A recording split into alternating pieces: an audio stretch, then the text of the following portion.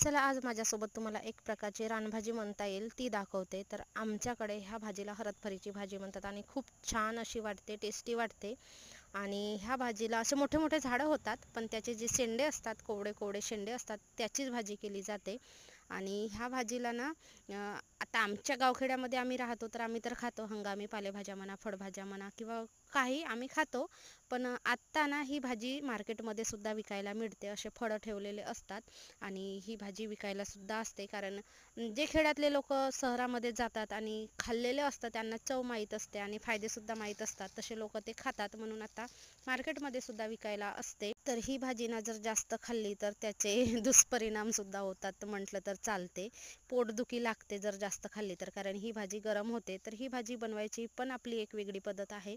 याच्यामध्ये कांदे जास्त घालावं लागतात आणि कोवडे कोवडे शेंड्याची भाजी करायची, जरा जठ्ठर असतील ती नाही करायची.